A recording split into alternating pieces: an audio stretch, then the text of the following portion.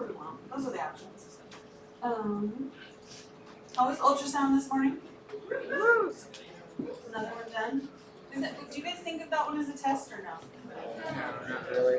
We like that one. Yeah. Can you guys actually hear me with this? It just is a little bit. Okay. Sometimes my voice does not carry super well. Guys, you know what's going to happen after this? You're going to be done for the day, which means you have completed another week of MyPath. Yay! So I just told you today, you're doing a great job.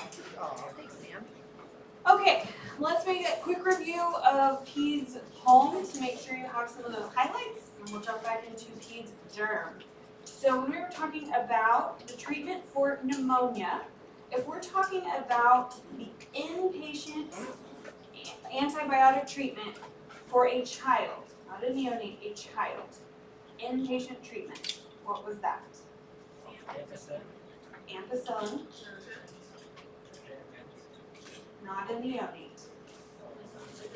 Azithromycin. Yep. So amp and gent are for the neonate. Amp and azithromycin are for the child. What was your outpatient antibiotic management for that same child? Amoxicillin and azithromycin. Yep. Over the age of 5. I bring you an x-ray and you see air fluid levels on this chest x-ray. What else do you need to cover for? Staph. And how are you going to cover for that inpatient? Nice. What is your number one cause of viral bronchiolitis? And then you do your rapid RSV and it comes back negative. Human metapneumovirus. Yep. What does the lung exam on bronchiolitis sound like? Everything. Migratory. Yep, perfect. What is your drug of choice for all things pertussis? Azithromycin. Yep. What does a high CO2 level in the setting of tachypnea concern you for in asthma? Ending respiratory failure. Yep. You hear the whistle in your spacer. What do you need to tell your patient to do? Slow down. Yep. Perfect. Brilliant. You guys know you're a really smart class, right?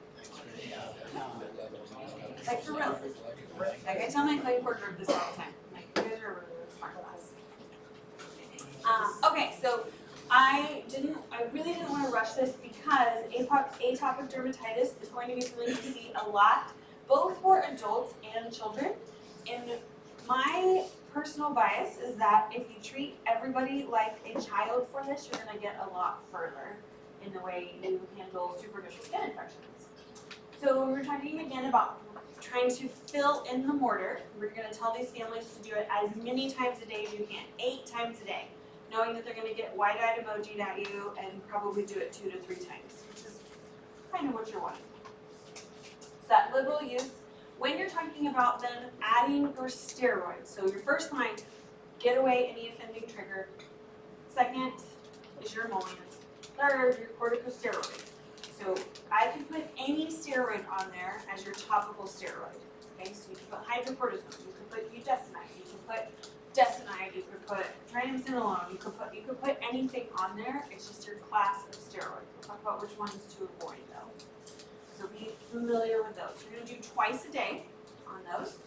And when you're thinking about what you're doing with these baby skin, it's already really, really sensitized skin. And so that area is going to be more prone to the side effects of steroids. So if you're going to thin the skin with steroids for any human, it's going to do it even more for a baby. You're going to get hypopigmentation. You're going to get even more hypopigmentation. They're sensitive to the sun. Now you increase their sensitivity. So you're going to magnify any of those side effects for a baby who are using steroids for.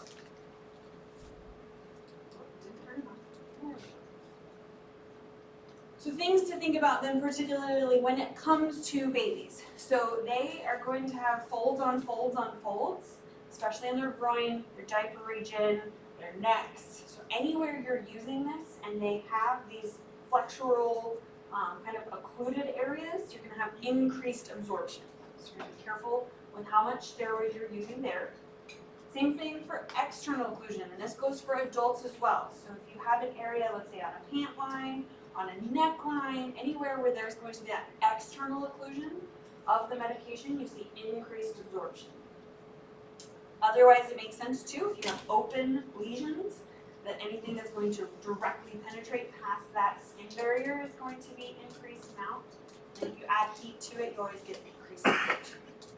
So then what are we going to try to avoid in these kids? So for primary care PAs, so this is not going to apply if you're one of those that's like, I'm guard, and I'm going to go be a derm PA in 1 year. See ya.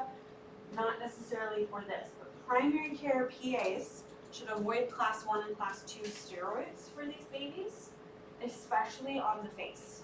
So really, really low potency for the face to avoid all those extra side effects, and some of your less potent but higher potent, like a triamcinolone, for the rest of the body. If you're a derm PA again, go to town with whatever the standard practice out there for derm cases. Your book talks about ointments being preferred over any kind of creams or foams or lotions. I will say, has anybody ever been around a baby that has ointment on them? It's like an oily pig. I think it's it's everywhere. Like Vaseline on a baby, you're just like, I don't know, it's like a turkey, like a little butterball. So be cautious with what you're telling a family to use. Does that make sense? Or are their jammies gonna like be stuck to them because the ointment is just everywhere and it's a disaster? So a lot of times I'll actually prescribe them both and have them mix a little bit of ointment with the cream. So you get the increased potency without some of the excessive oils. So there's ways to mitigate that with cannabis. If you have any of the hair areas, you always do have shampoo solutions. You have all kinds of different ways to deliver the steroid. But I would say cream is my go-to for this reason. Ointments, if you need to have a little bit extra absorption. And this is probably some of my favorite treatment because it's so easy and you're like, it's so simple. But you're gonna hear and you're gonna see, if you haven't already, there's like this massive mommy debate out there with kids with eczema, to bathe or not to bathe. That is the question. And there's some that are like, bathe every day, and then there's some that's like, bathe once a week, and you have this big debate of what the correct answer is. The correct answer is yes, whatever works for that kid's body. So the place to start with is a short water bath only in lukewarm water to get the dust, dirt, mold, everything off every day. And if that's too much, do it every other day. If that's not enough, do it a couple times a day. But a short, like I said, water only, because it can be really irritating to the skin if you're using a ton of soaps. Literally, you're just dunking the kid to get all of the grime off of the child. Have you ever been around a kid and you're just like, you didn't even move and you are grimy? Like their shirt, their hands, like everything is just grimy, right? So you're just getting the grime off of them. Immediately when they're still wet, you don't even dry them. You put the steroid, you have them dry a little bit, but put the steroid directly on and then trap it in with the emollient. You're doing all of those things. The other thing that I love that people are like, what? Is bleach baths. So remember what kind of things are on the skin, bacteria-wise? Staph and strep. Yep. Does bleach get rid of that? Yeah. So if you once a week put a kid in a lukewarm bath with a quarter cup of bleach. A quarter cup. Do you realize how much a quarter cup is? It's like not that much. So some people are like, oh my God, you're just pouring bleach on these kids? You're like, no, I'm not doing that. Quarter cup of bleach in a full bath once a week to get rid of some of that burden of staph and strep.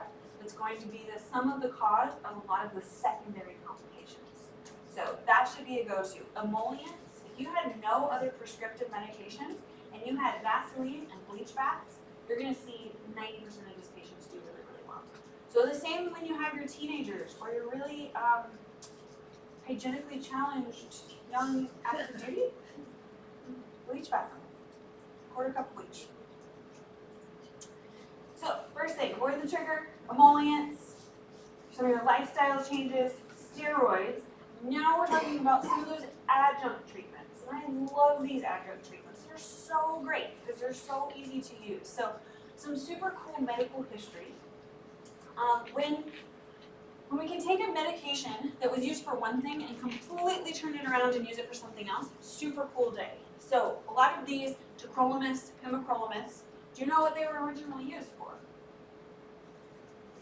They were oral medications, and they were used for transplant rejections. So they were trying to tamp down the immune system so people were not rejecting kidneys. And so they were like, well, what if we put this in a topical form? Would that tamp down the immune system without being a steroid? And it is, and it does. Super cool medication, super cool history of this medication.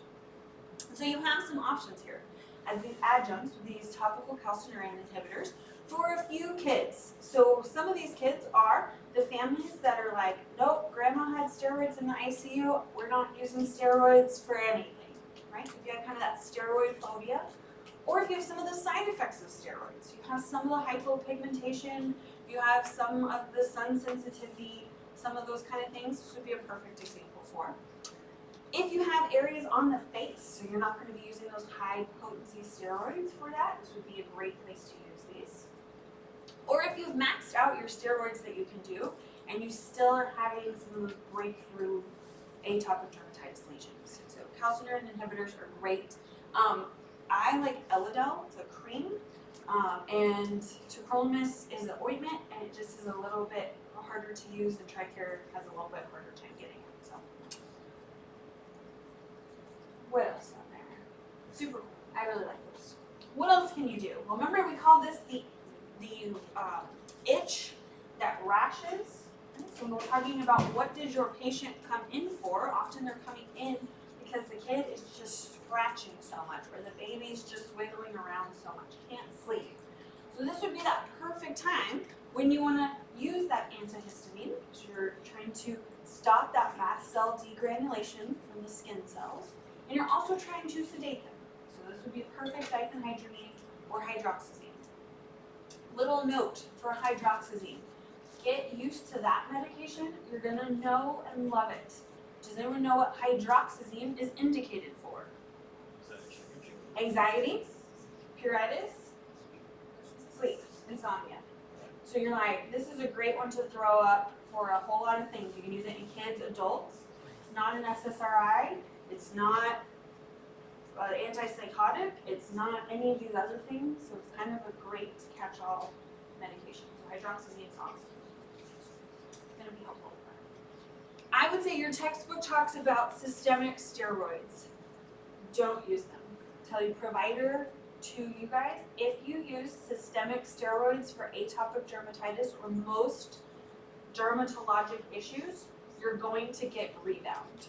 So your body will tamp it down for a little bit, and once the systemic steroids are out of the system, the body's going to come back with a vengeance, and whatever they have is going to be worse. And now you've created a patient who is just going to continue to come back over and over and over and say, well, you gave them to me once. I'm going to go find another provider, or I will find an urgent care who will give me these steroids. So I would say for any type of dermatologic only issues, be very, very cautious about giving systemic steroids. And then if you've maxed out all of the lifestyle and all of the steroids and your calcineurin and your sedating meds and all of the stuff, and you still can't get it under control, which does happen sometimes, especially for young babies, where you have a little bit less of, oh my gosh, if you guys even knew what legend just walked through the door, I am like in awe. I'm like totally fangirling right now. Oh my gosh, I'm totally red. I'll tell you in a second. But this would be the reason to send them to dermatology for some of your UV light therapy. Do you guys know, I have to stop right now. Do you guys know who taught this class? Right? Now if you have the rash, or the itch that rashes, so now they're itching, they're excoriating themselves. What other thing did that sound like from infectious disease earlier? What was that infectious disease, but the secondary complications were from the itching? Varicella. Yeah, so chickenpox, so this did it too. That was kind of like a guess what I was thinking. So right there, thanks. But because of this, you can get these secondary impetigoes because now you've excoriated this open skin. So now you've had this vector for staph and strep to just be able to go right into those open lesions. This is another great one though because your topical treatment of choice is imupyritin. So you are able to treat this also topically unless it gets super widespread or you tried topical and that failed and you're going to go then over into cephalexin, your first generation cephalosporin. Cephalexin is a great drug for kids. It tastes pretty good. They tolerate it pretty well. It doesn't have that red clay colored stool diarrhea. It doesn't have some of that third generation properties. So cephalexin, great drug if you need to use that. The other thing that could happen is what if they have herpetic lesions then? So now you have this overlying herpetic infection over areas that are already excoriated. So you're like, man, how am I going to tell if it's impetigo or herpes? So what's impetigo going to look more like? You guys learn that in German? Honey crusted, yep, and kind of weeping drainage. What is your eczema or herpetic lesions going to look like? Yeah, a little bit more vesicular, but it's also, they're going to look punched out. So it's going to literally look like someone took a hole punch and hole punched an erythematous vesicle. And so it can look kind of white in the center, and then around it looks really, really red, like that hole punch just really pissed off the skin. So that's what we say when there's punched out lesions. And this would be one where you really do have to treat orally because for the penetrative properties to be able to get into virally infected cells or already with these cells that are erythematous and angry from atopic dermatitis. So if we're looking at this, and you're thinking, oh my gosh, what's going on? So underlying this, you have atopic dermatitis. So that part is really hard to appreciate on this picture. The reason that you can think I have underlying atopic dermatitis is because you have it on some of those flexural creases. So you have that over the wrist. And now you're starting to see that, I think this is a really good example right in here. They look like you've taken a little hole punch, a little vesicle with a surrounding erythematous kind of bubble around it. It's very distinct. The impetigo tends to run together. And so that would be one area that you know is a little bit more herpetic. But then you also might have some secondary impetigo over this. So this is one where you're like, what do I treat? Do I treat the atopic dermatitis or the impetigo or the herpetic lesion? So these ones dermatologically, especially for kids, can be diagnostically challenging. And some of the things where you're like, let's try this for 48 hours and it comes back. This would be a perfect example of that. So how are you going to counsel these families then? We talked about some of these. We don't want to have excess friction, excess sweating around this, the different parts that are prone to eczema. So keeping the rooms as cool as possible to prevent kind of those nighttime night sweat type events that sometimes kids just have as they're growing. The emollient use, increase that more for cold or dry during the winter months. Avoid wool. Your book hits that so hard, so definitely avoid wool. And anything else is going to be really, really irritating to the skin. So sometimes like really tight clothes can really irritate them as well. Sun is great, so if you can get some of that natural UV light, so don't let them sunburn, but also natural UV light is fantastic. And then there's no limitations for physical exercises unless they have something that is an open lesion. So think wrestlers with an open area of excoriation with a herpetic lesion over it. You don't want them wrestling them, but in general, they can swim, they can play, they can do whatever. Most of the time, just get the irritants off of them with water baths after. Food allergies, you can get that passive immunity. Keep them breastfeeding for as long as possible. Certainly, if this is a little baby that you can't do calcineurin inhibitors, you can't use those high-potency steroids, and the parents are really worried because remember the LEAP trial back from block 1, before they start peanuts, this might be that severe allergic kid who goes to dermatology to be able to lessen the risk of anaphylaxis for that peanut allergy. Talked about pets, just be ready to have that conversation. They probably will not get rid of Scruffy, but at least you've thrown it out there as this could be one of the triggers, so at least something to think about. And then anything to get rid of pollen. a bad day outside, just close the windows, don't have this kid maybe mow the lawn or have them do it in long sleeves, something like that to help avoid those triggers. Which takes us to more triggers. So I think you guys have had contact dermatitis in derm. Okay, perfect. So then we will hit some of those highlights. Remember, if you have contact dermatitis, what must you have to have contact dermatitis? Contact. Okay? It is in the name. You must have contact with something. That's why I'm telling you, half of medicine is just like, what is the name? And if you don't meet that part of the diagnostic criteria, it's not that. Just watch for that on your boards, because it's just, yeah. So the two types. Has something irritated it, the skin itself, or is their immune system truly having an IgE or a type 4 sensitivity to this, right? Two different types. We're looking for pediatrics specifically. What do you think the most common irritant is going to be?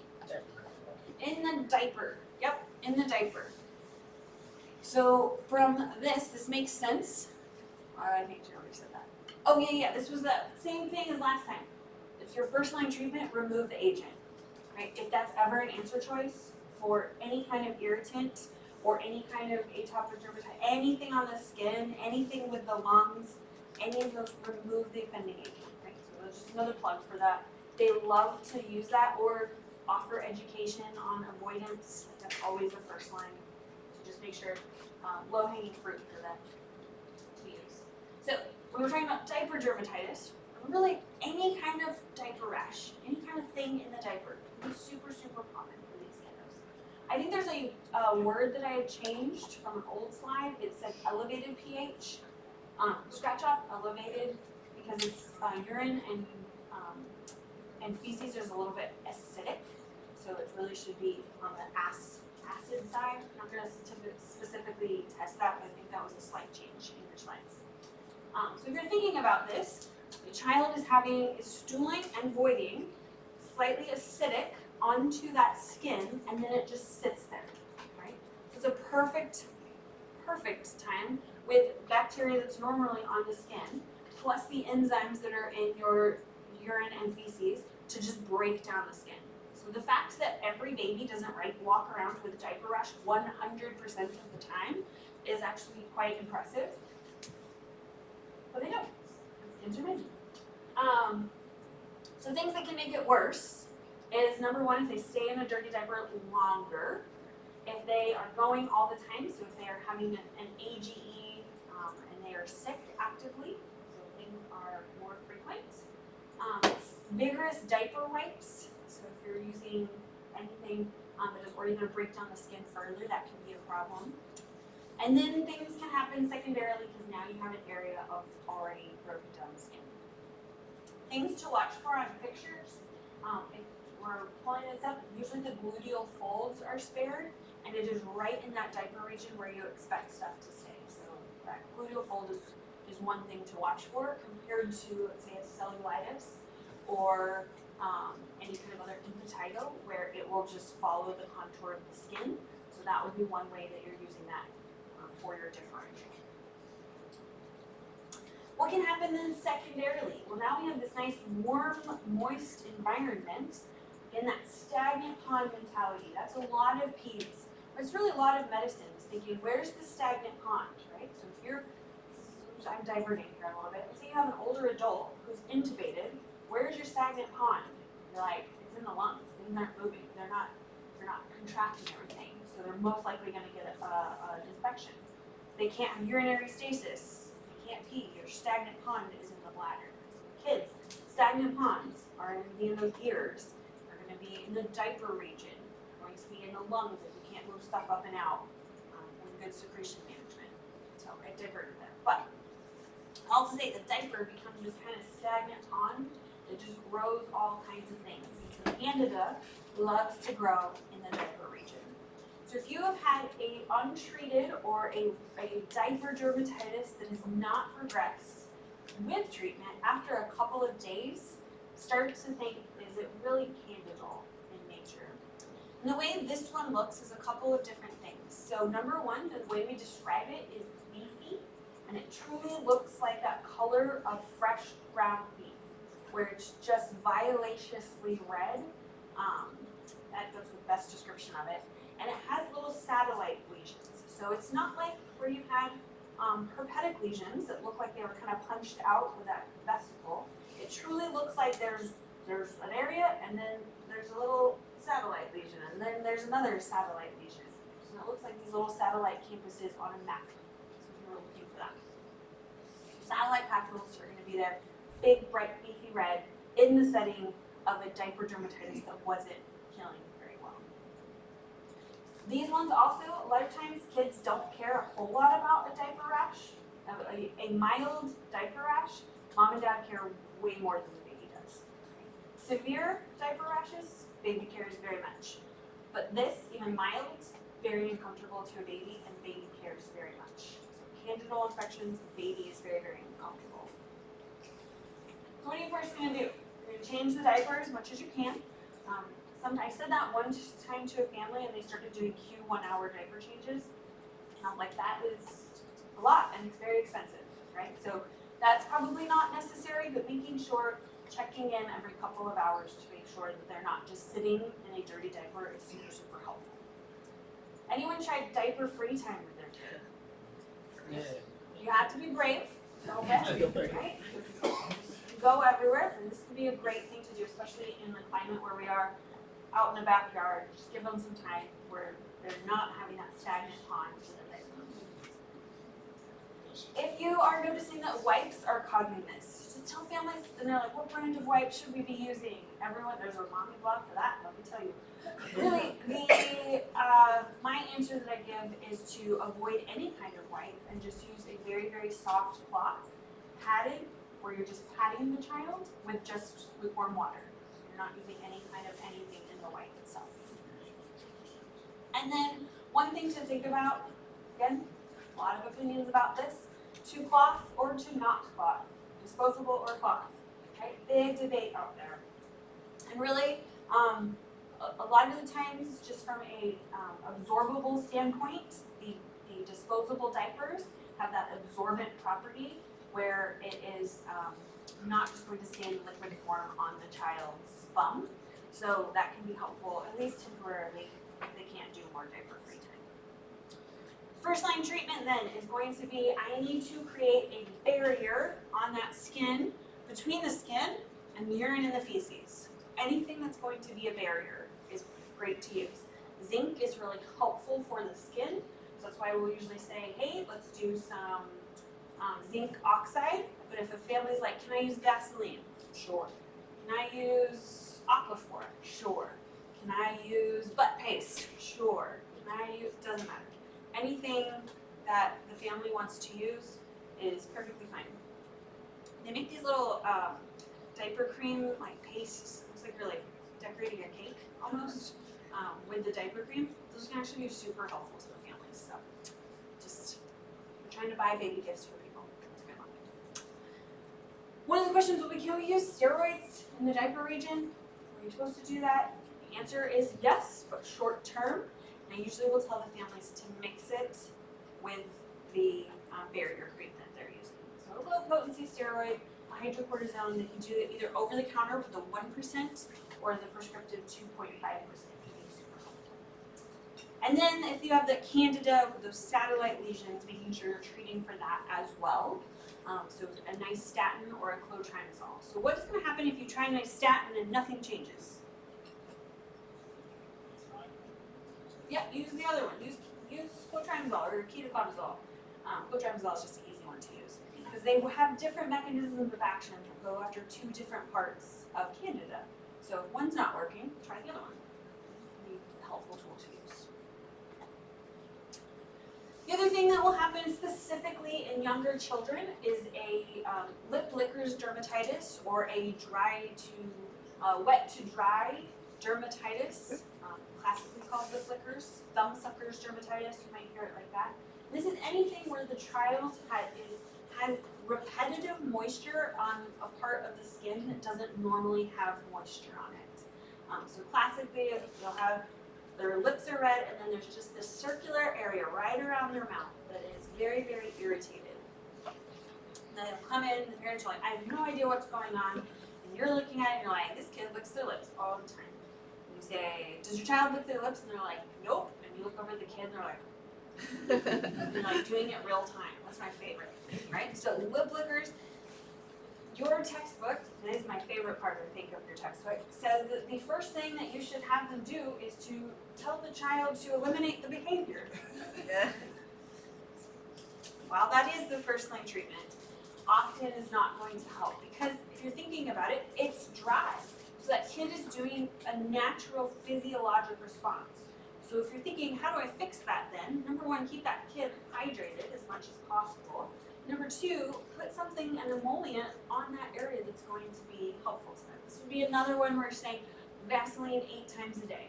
This is another one where you as the provider are providing life-saving chapstick for this kid and a note that says they can use it at school.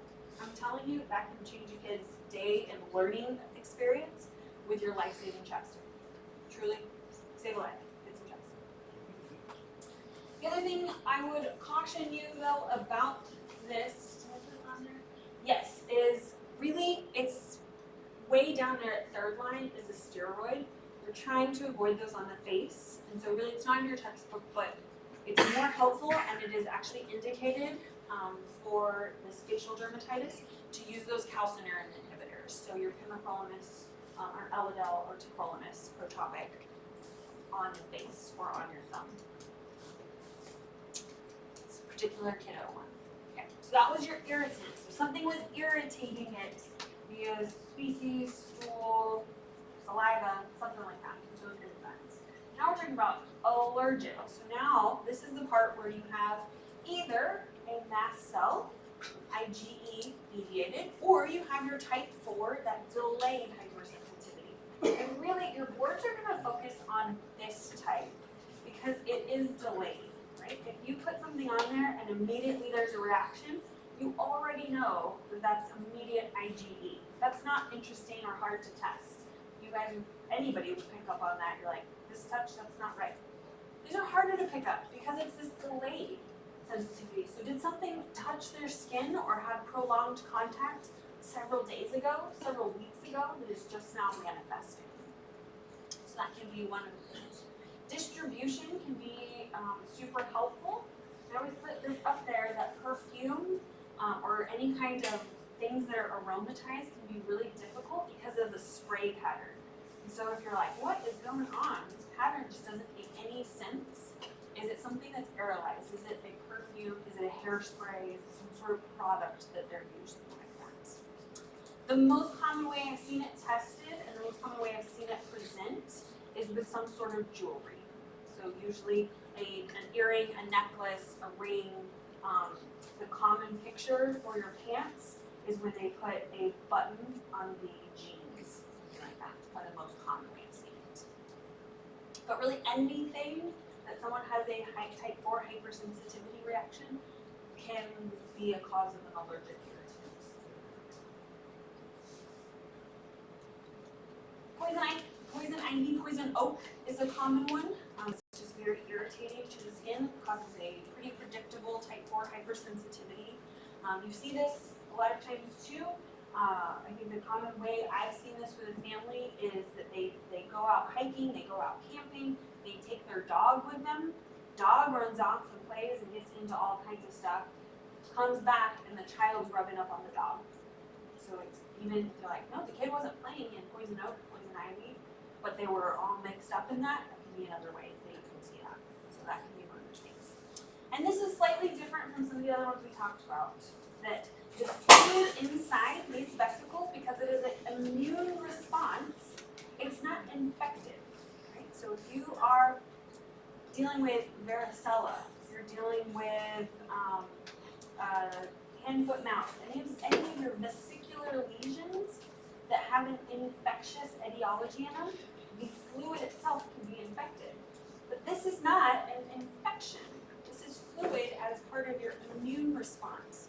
So it's not going to spread any kind of reaction to it because it's not infected. We already talked about those fragrances, that those can be part of it. What is Neosporin, right? So a lot of families, I grew up with a mom that, do you remember that old movie, she that called, where Windex fixed everything? Maybe factory good, right? My mom's was Neosporin. Like Neosporin, you're like, she's like, you're having a bad day, what's some Neosporin? I'm like, what?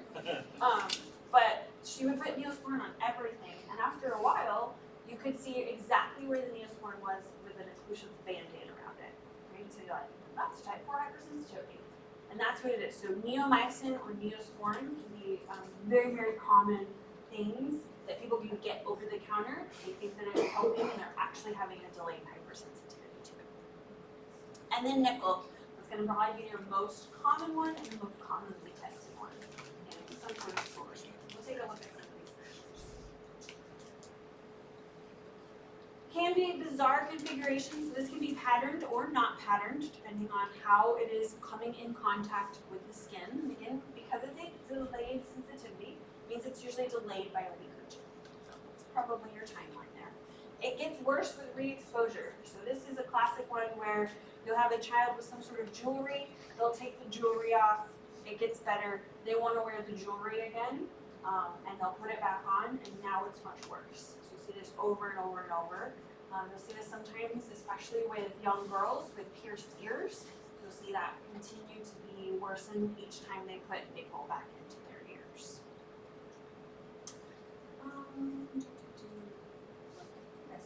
So this would be an example of poison ivy, where it's a bizarre pattern. If you're like, what did she come in contact with? You're like, I'm not really sure. It looks like she was brushing up against something, so that bizarre configuration is one thing to note on exam. That one that's looking around the periumbilical area, so you're seeing the nickel from the jeans. If you see jeans, that's literally the pants way of being like, hey, it's the nickel button. So it's similar. Use your context clues, right? You see a hospital gown, you're like, I should take an inpatient treatment. You see jeans, similar kind of testing strategy. The one on the top right is an example of a necklace that was continually on the girl's skin. You can tell how old some of these pictures are from your textbook. We have an old flip phone. I don't know if they're coming back. But phones, when they had a lot of metal in them, used to cause a lot of problems that we would see for teenagers. And they talk about insult to injury, right? You have this child who is wearing a retainer, and your retainer is causing you to have a type 4 hypersensitivity. Like, that's like the ultimate teenage, like, diabetes, right? Like, I got a story for you. Right? So, retainer can be something else. As always, avoid your exposure. Barrier creams when you can. Trying to get the area washed after it has come into contact can be super helpful. And then this one would be in another area where you could use some topical steroids because your immune system is involved. So as always, anything that's going to tamp that down is going to be helpful. And then symptomatically for your itching, your antihistamines. Your high severe reactions, so again, you're going to have that rebound flare. Depends on how bad it is. The times that I have really seen an oral corticosteroid burst used is truly for poison oak or poison ivy, where it was just so severe, head to toe reaction that it did require a long taper. These kids were playing, they were playing tag, and so they were just going in and out of poison oak, in and out, just things everywhere.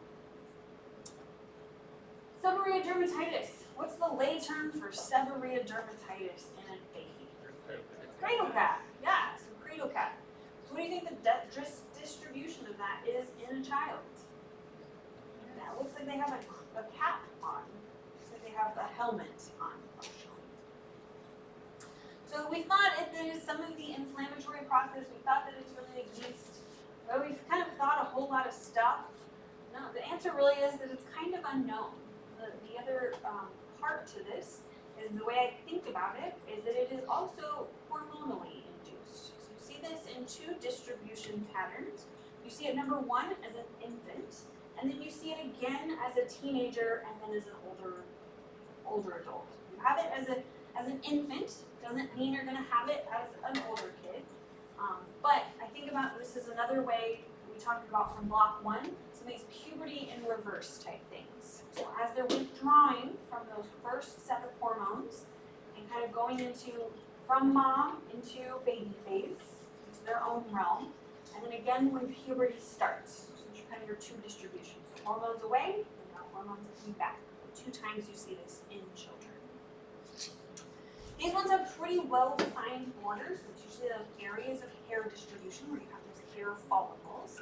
And this one's known for the thick, yellow, greasy plaques. This is really the only other thing. So they'll try to confuse you with the adult world with different colored plaques. So they'll say silver plaques if they're looking for one type of thing. They'll say yellow plaques if they're looking for something else. White plaques. So having to know your kind of colors. So seborrheic dermatitis is the classic yellow plaques. For most of it, it's asymptomatic, especially for kids. Kids don't really care about this. Parents care a whole lot more. Pediatricians, PAs care a whole lot more than the child itself does. Again, it's going for any place that has, can be anywhere, but most commonly in that pattern of hair distribution. Can resemble psoriasis. If you're looking at that more of a silver white plaque as opposed to yellow. So this would be the classic definition. It looks greasy. It looks not great. It looks like it's just like you just want to pick it off. That's exactly what your infantile seborrheic dermatitis is going to do. What they'll also try to often do is they'll give you a picture like this with the hair follicle, and you're trying to think, are they trying to confuse me with lice? Are they trying to confuse me? What else are they trying to confuse me with? What's going on here? So, what's the difference between lice and what's going on here with this hair pattern? Yeah, lice ain't gonna come off, right? If you flick the hair there, you're gonna get flaking. Lice are just gonna hang on for dear life. They can't fly, they can't jump, so they hold on to that hair follicle. So typically, for the infantile ones, so this is that specific type. If you're a brand new infant, you're thinking to yourself, they're withdrawing from hormones, reverse puberty. So it's gonna start about 1 month of life and typically go through about a year. And so this can be a year of much weeping because this really truly very much bothers families where the baby does not care. So cradle cap in those regions, it looks like they have it on their worst cases. They will have it behind their ears. That can be a particular area, and you can see some on their tongue as well. The worst is when they have atopic dermatitis and this going on. It's just a hard one. So it's going to resolve with if you do nothing or if you do everything. And so this is where you're talking to the families and the parents, and you're saying, what does this family need to feel better, right? So you could do absolutely nothing, and this will go away. Or you could get all of the brushes and the combs and the shampoos and all the things, and it will go away. What does this family need? Do they need to be actively involved in the management, or do they just need the reassurance that it's going to go away and they'll be like, cool, let's ride. Somewhere in between. So that's the negotiation as a provider.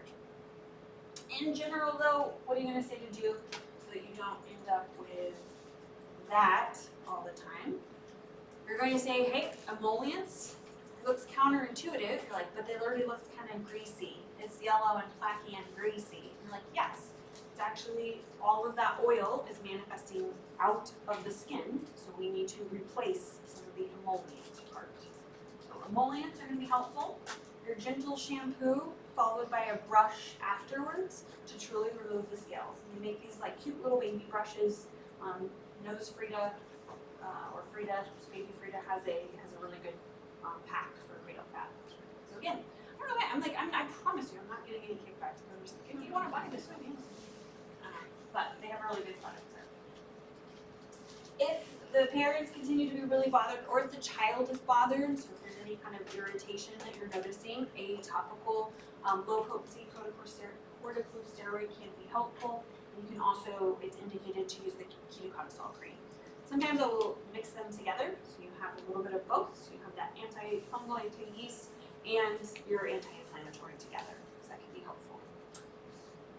These aren't tear-free shampoos. Remember, we're talking about tear-free specifically for kiddos, so that they're the same pH as the tears. Your ketoconazole shampoo is not tear-free, and so that's a bad day for a baby. It's a bad day for parents. They have not tear-free shampoos. Nobody's happy. Okay, that's the baby type. So baby type, you can do nothing, and it will resolve completely on its own. Your adolescent type, if you have an older child, That one is probably going to stick with you for most of your life. Like if it starts early, this is probably one of those things that you're going to tell the family you're probably going to have to manage in some form or fashion. It might remit in some periods of time and then continue to come back. So this is not that same, just don't worry, it'll go away after puberty. If it comes back as an adolescent, it's probably there to stay. Common pattern is going to be the same as your adult pattern. So that's going to be the exact same thing that you learned in derm. Right, so that does resolve. This is the oldest teenager in the history of the world, so there's just not another great picture, but it's going to be that same distribution pattern. You see, again, adolescents as your adults. A little different than the kiddos. So your first line is going to be that same shampoo. What do you tell them if they don't want anything prescription to use? Selsun Blue, yeah. So Selsun Blue is going to be basically your selenium sulfide that you can do. If they're like, nope, we tried that, we want something prescriptive, then that is going to be your ketoconazole shampoo. And how do you tell them to use your ketoconazole shampoo? Yeah, leave it on. So you're gonna leave it on for at least 5 minutes. Sometimes I will have teenagers that like 5 minutes is good, but 5 hours is better. And you're like, well. So give them a range. So usually we'll say 5 to 15 minutes. So something that gives them some control in the middle there, but it's not 5 hours. Your steroids are going to be the same that you can use if it's severe. There is the steroid shampoo that you can use as well. So that is another option. And then you're mixing again your ketoconazole and your steroid for anywhere on the face. So I think it's something to help. I have had people use some of the ketoconazole shampoo kind of as a face wash almost, or as a foam. Some other options you do. It's not indicated, but it works. So it can be helpful. And at least to do it on a weekly basis. So again, this is relapsing remitting, so you're going to see this happening over and over. So again, it's probably not going to. Before we jump into acne, why don't we take 10 here, and we'll come back right at 12, and then you. Okay, acne. So this is one. This reminds me, and these are the ways that my head groups things together. So you're going to get the unhinged look today. A lot of things in medicine you will notice as a provider. And you will be hesitant to say anything because it can be difficult or embarrassing or just hard to say. So it's a little bit different when you're like, oh, your blood pressure's high? I'm going to talk to you about your high blood pressure. It was a little bit more difficult in block 1 when you had a child with maybe a speech delay and you're the one that has to tell the family, like, your child isn't making that developmental milestone at the appropriate age. Acne is going to be that same thing. So this is one that we see on exam all the time in clinical settings, and they come in for something else, and then we just don't address it. Right? So this is a clinical finding as part of the dermatologic system, just like it would be in the cardiovascular system if you found hypertension, and it needs to be addressed. Right? So acne is something, please address it in your teenagers, and especially if you see this in older adults. So if you have a 20, 30-year-old who's still having issues with acne and they're coming in for their whatever, like, for the love of God, you're the provider, please assess that and look at it and treat it. So that's just my plug for that. Telling you, you're getting it unhinged today. By the statistics, 85% of teenagers have acne. I would love to find those 15% who didn't and kick them in the shins because they had it easy in life then, so we're going to make it harder in life for them now. Why do you think that it would start as early as 8? Puberty. Who starts puberty at 8? Girls. Yep. So this you're going to see this a little bit earlier, potentially in girls. When might you see it in boys? 9. Perfect. Great. So there's those 3 components to it. So number 1, you have the hair follicle itself that is obstructed with those extra keratin.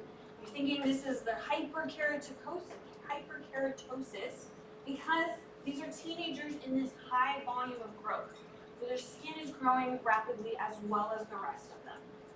They have increased sebum production because teenagers are becoming those little transformers. So you see that at that time. And then this is the proliferation of P. acnes. So kind of that skin flora that loves the sebum. So it's this perfect mixing ground with all the hormones for this to be a breeding ground for adolescents. As a reminder of really what this is looking like underneath the skin, you have these early comedones that have more of the hyperkeratosis that are then leading to that sebum production, the later comedones, and then eventually if you have where it ruptures underneath, that's when you have the cysts. So rupturing of that inflammatory component is going to be what, number one, causes so much pain associated with fistular or nodular acne, but also going to be what creates some of the redness and some of the cosmetic effect that you see as well. So the two types, when you are talking about this forevermore, you will call them open or closed comedones. So the open type is going to be oxidized to the air, it's going to look black. So I don't want to see blackheads in your notes. That's the layperson term. We're going to call them open comedones. Closed comedones doesn't have access to that air. It's going to be non-oxidized, so these closed comedones.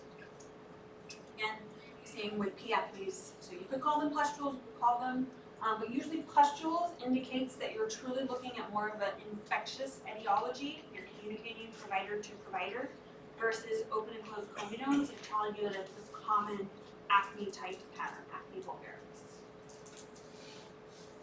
Usually going to start in that T-zone. So if you've ever heard of the T-zone, you're looking at some of the forehead, across the nose, and down into the chin area. So that's where the T is. That's where you have a lot of sebum production in there. So that's where you're talking about the central area of the face. When you see acne that is on the chest, on the shoulders, or on the back, you know that there is some sort of hormonal androgen component. You know it. So who's going to have more of that most likely? Boys, teenage boys, absolutely, because of those androgen components. These should be, and they typically are, unless you have those really deep nodular cystic acne type, or you excessively pick at them, you should have well-healed, non-scarring acne that can remain hypo, and sometimes actually hyperpigmented. So you can see both post-comedone. And the scarring should be one of those things, if you see old scars from acne, that is someone that already should have been seeing derm. So that's something that if they still have that, or if they're having new scars, that on its own is an indication, hey, I need to get this person to a higher level, or very aggressively treat them if they're not interested. So how are we classifying this? So this is going to be, for your exam, a little bit more prescriptive. In life, there's a little bit more of this, but this still kind of helps. Okay, so if you're looking at mild acne, the way I think about this is that it's few in number, but meaning that you could count this, right? So if you really wanted to count acne on the face for mild, you could, right? You would have no nodules, no cysts. You can have some open or closed, but you would be able to count them. So that's going to be your mild range. Your moderate range, if you really wanted to, you could count them, but it would be one of those, I'm not going to count that, but I know that I could, be kind of how you would guess that. So 10 to 40. You can have mild shoulders, chest, and back as well, but again, you should see no nodules, you should see no cysts at that point. If you have moderately severe, you can have a couple of cysts, a couple of nodules, so those ones would be the ones, I can't even count the lesions that are going on, but I could count the nodules or I could count the cysts. And then for super severe acne, I can't count anything. So that's kind of how I have thought of it. So yes, the numbers are there, you're like less than 10, 10 to 40, 40 to this, but really it's, can I count it? Could I count it? But I'm not going to. I can't count it, but I can count the nodules or cysts, or I can't count any of this. That's what I found was at least helpful for me. So again, this is one where you're like, I can count that. It's easy. There's not any nodules. There's no cysts. I have no scars here. And this is in that central zone, kind of in that T-zone. So you see more often in puberty, and you definitely see this that has a hormonal component. So women around their menses will typically, or especially young adolescents, will tell you that this is what they notice about a week before their menstrual cycle. This one is an example of like, yeah, I could count that if I really wanted to. but I'm probably not going to. And yeah, I don't really see any scars. I don't really see any nodules. I don't really see any cysts here going on. But I do see that maybe there's some mild scarring. There's a little bit more inflammatory component. So if you're comparing this, where you really each individual comedone, you're not seeing a base that has a bunch of erythema and it's not spreading out. When you're looking at this one, at the base of each one, you're seeing that there's kind of a pocket of erythema, kind of that expansive base. You're seeing the different open, closed, more inflammatory, less inflammatory components.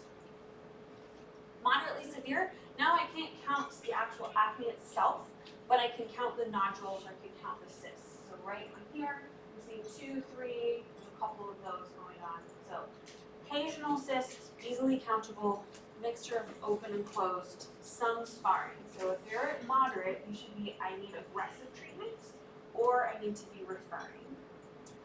And certainly if you get to severe, I can't count anything. This is just beyond nodule cysts, it's got everything. Of note, if any of you are ever going to work at MEPS someday, severe nodular cystic acne precludes you from a session into the service because there's so many secondary severe complications with these, and the treatment is so severe. If you're going to be doing Accutane, anything like that, that this would be something that would at least need a waiver, and right now is a no-go. So acne is not something to take lightly necessarily, especially for severe. For this, what I need you to know is the top blue box. So the pink one, the green one, some of those are great. Those are alternative treatments, but what I am going to hold you responsible for is this top blue box. So to orient you to where we are, the very top arrow is going from mild to moderately severe to severe. So in your classification of your acne severity. When we're looking at that, how to marry that up, this would be if you were going to do the standard treatment. So I'm going to give you, because I'm unhinged today, the standard treatments and then what I do for most of the patients, right? So the standard treatment is if you are going to have mild acne, mild only, you can count it, there are no cysts, no scars, no anything else, you are going to do monotherapy with your topical retinoid. So your go-to. This should be the only time you do a monotherapy like that. You get into that moderate category, you're basically doing your topical retinoid throughout, plus you're adding another topical treatment. So a topical antibiotic or a topical BPO. When you get into your moderate to moderate severe, you are still doing your topical retinoid. Now you're adding either both of them, or you're starting to add your oral antibiotic and your BP. And then if you're in that severe category where you have cyst scars, too numerous to count, that is when you're a candidate for Accutane or oral isotretinoin. There's all kinds of different categories that you can do. Again, for studying purposes, please know the top. You know who gets monotherapy, that's your mild. Who gets oral Accutane, that's your severe. And what are your options in the middle? I will tell you, as I started this with acne, that is one that has a lot of psychological effects for children and for humans, because this is the face we put out to the world. So I treat a lot more, personally, this is now Lindsay, I treat a lot more aggressively with acne than the book is going to tell you. And so that can become your personal style and how you want to do that.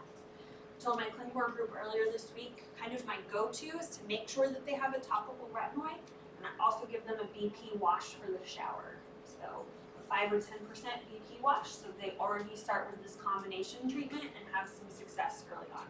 If you give them plans that have 17 different things and 17 different steps, I guarantee your teenage boys are going to be like, cool. Not necessarily going to do that, but you have some that are just going to eat it up because nobody has ever even mentioned it.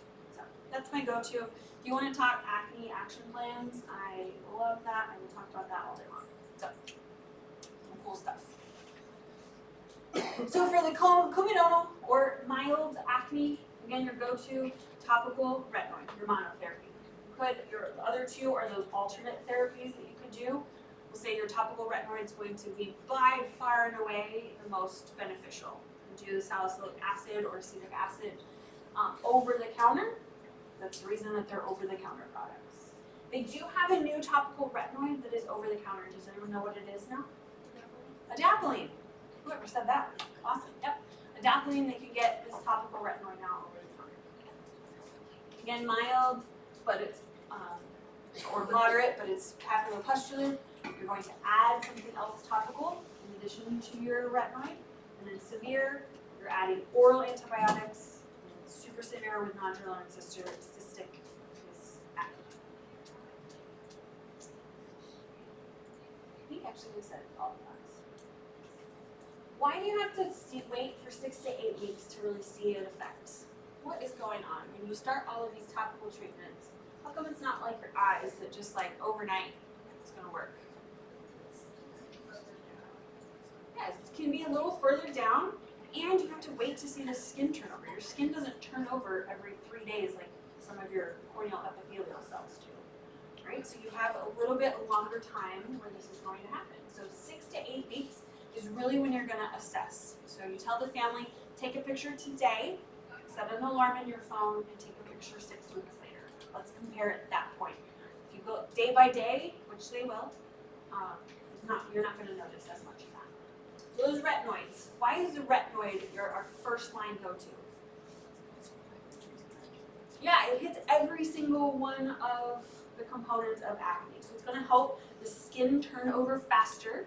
It's going to have some of that antibacterial component. It's going to have some decrease in the production of your sebum. So it's really, really helpful. That vitamin A. So there's a lot of vitamin A things on block 2.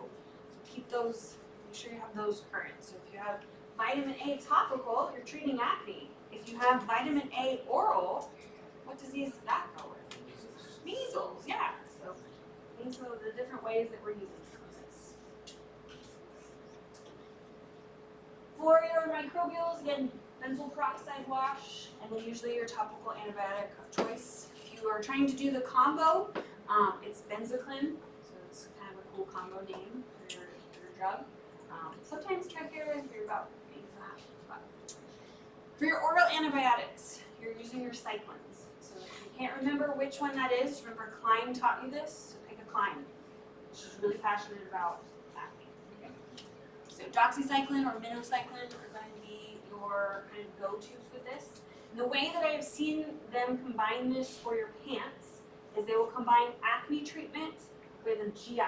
So they'll do piloesophagitis with doxy because they had gotten that for their oral treatment for acne. It's the most common way I've seen this tested on board exams. So they'll say, this kid just started, has moderately severe acne. Do you think it's going that direction? They just started on an oral treatment, so they need you to know it's doxycycline. Then they said in the morning they had severe retrosternal pain. What's going on? And it's piloesophagitis. These kids will take their doxy and they'll put it in their pocket. They'll bebop their way along to school, and then they'll try to take it dry, or they'll try to take it dry right before they go to bed. You see piloesophagitis with doxycycline. Not infrequent. Other adjuncts, so this is an adjunct, not your first line, second line, third line, even fourth line, but your adjunct treatment is going to be oral contraceptives for females. And I have gotten this question a couple of times. It's actually not, makes sense, but you can't give that to males, just to be clear. This is for females. And then derm, if you are needing any kind of Accutane, any kind of peel, or any kind of laser therapy. It's super specific. Has anyone been an eye flinch provider before or worked in the clinic? How do I say? So there's special, it's because it is so, oral Accutane, this high dose vitamin A, is so teratogenic to babies. There's a whole lot that goes into being an Accutane provider. And so you basically have to give up your firstborn child and kidney to have your license, your own license, and in your clinic and your pharmacy authorized to be able to dispense Accutane. So if you get the chance on the outside to be an eye cleanse provider, it's pretty cool. I did it for maybe 6 months, but it was super, super rewarding. So how many forms of birth control does somebody need to be on? Yep, 2 forms of birth control. So that is one of those. And then do you remember what labs you need to get before you start? Yep, CBC, and then I guess CMP.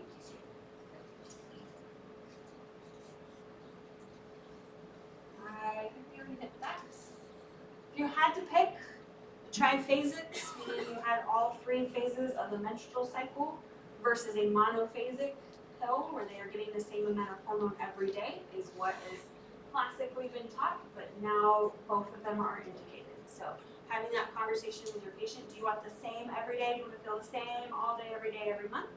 Or do you want it to feel a little bit more like you're having a cycle, but it's a little bit more controlled?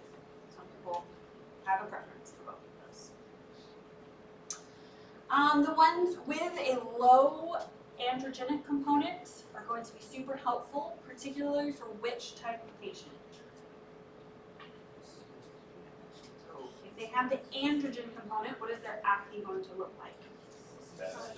Chest and shoulders and back. So if you have a female that you're going to use an OCP for who has chest, shoulder, or back acne, you know that's an androgen component. So this is the perfect patient to put on an OCP that has that low androgenic component to it. It's the way you can manipulate that. And then spironolactone is your kind of go-to, especially if you need an adjunct to your adjunct, or if they don't want any kind of oral contraceptive, another option that you can use there. So it's anti-androgenic. So a couple of other things, because you're going to see this come in, people will say, does chocolate make it worse? Does milk make it worse? All kinds of things. Really, the data is out there that a healthy diet is not going to hurt, but really there's no causation with any type of diet. So some indication might be a low carb diet or a lower glycemic index diet might be helpful. Not a whole lot out there though. Can be a little bit better in the summer. Is that because there's the UV light? Is that because they're not in school, so they don't have any stress? Nah, we don't know. Cleansing. So I probably spent way too much time here. You want to use something that is mild. So my favorite go-tos, if anyone cares, is a CeraVe or a Cetaphil cleanser. CeraVe, if you have skin breakdown, it has ceramides in it. So the CeraVe is ceramide vehicle, CeraVe. Cetaphil is just kind of run-of-the-mill, good to go. Don't overwash and vigorously scrub. You are more likely to have an inflammatory components, and you have made the matter worse. Any kind of rubbing alcohol or any kind of things that they're adding to it, really going to just dry out the skin, not do a whole lot for it in there. Being very conscious about what kind of cosmetic products and hair products that they are using. A lot of times they're using that to cover the acne, and really they use often a cheap makeup that will go into the pores themselves. So the more expensive a makeup is, and one thing you want to check is the particle size of the makeup. It needs to be larger than the pore so that it doesn't go into the pore, clog the pore. And then trying to avoid picking, squeezing, rupture them. That is going to cause inflammatory and that break into the skin, so you're more likely to have nodules and cysts from that direction. And then also it's going to lead to more scarring because it is at that deeper level. So avoiding that as much as they can. I think there's a bunch of hidden slides in this one, if I'm not being correct in that. I'm just going to put a plug for that. I'm not going to test those in phase 1, but they are on your phase 2 syllabus, so just take that for what you're worth. Heading over to mollusca contagiosum.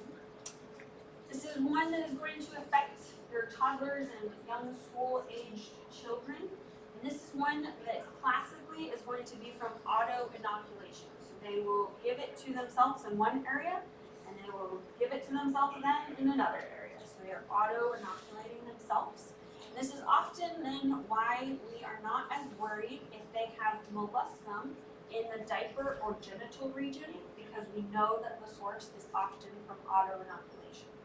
It's a little bit different than if they had, say, a herpes lesion or a genital wart lesion in that same area. A little bit different from molluscum because of the transfer auto-inoculation. So it's just to be something that you would not necessarily think, oh, I need to call CPS for that. Kids that have underlying atopic dermatitis are more likely to have molluscum.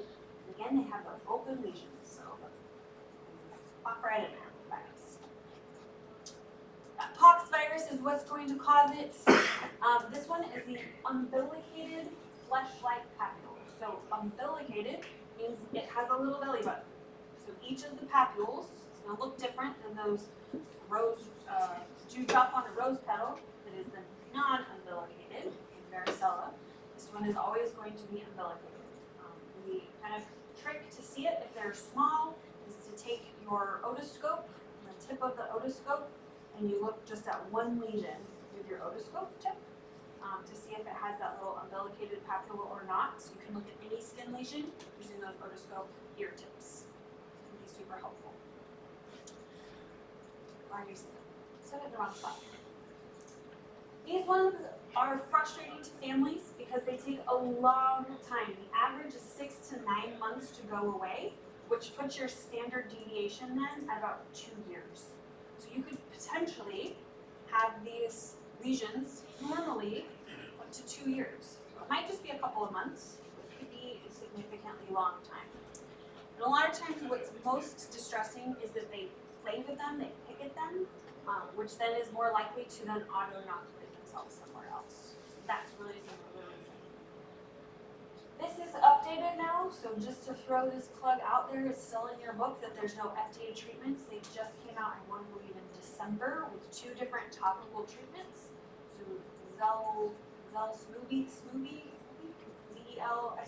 or something close to that, and then a Cantharidin topical treatment is now 2 FDA treatments that are approved for molluscum. So a little bit of real-time changes happening in the peds world.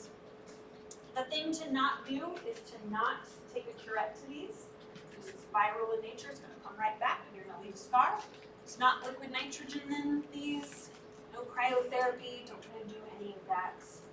If they are very, very bothered by this, so it could be to germ, or now we have some of those FDA treatments. So for your purposes, for testing, you will do no treatments because that is still what your textbook is treating. I just wanted you to have that. So no treatment recommended for asymptomatic molluscum. A couple of words for bacterial infections. I know you guys have seen this. This is not different from what you're seeing in derm, just as a plug to hit this for children specifically. So impetigo, usually caused by what? Spores? Strep. Yep. A lot of times, most common going to be your staph for sure. It's a honey crusted lesion that you guys already said, and your topical mupirocin. And where is it typically going to be seen in a kid? Right under the nose. Yep. Does that mean that it has to be on the nose? Could it be anywhere? Yes, absolutely.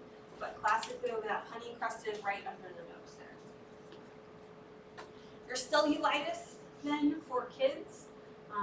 Again, the difference, so the way we will see that sometimes is on the differential for, say, a diaper dermatitis or any kind of a hypersensitivity reaction. This type of cellulitis, there is no sparing anywhere. It just continues to go out because that's a superficial skin infection. Kids actually don't mind cellulitis a lot of times until it's deeper or more widespread and painful. What they like is when you take the surgical marker and you draw the borders on it and tell them it's their name island. But it's helpful to the families to then know, is it getting worse, is it getting better? Right? Super helpful. So always make sure that you have that area demarcated and have the family take a picture so they know is it getting better, is it getting worse, which direction are you going with that.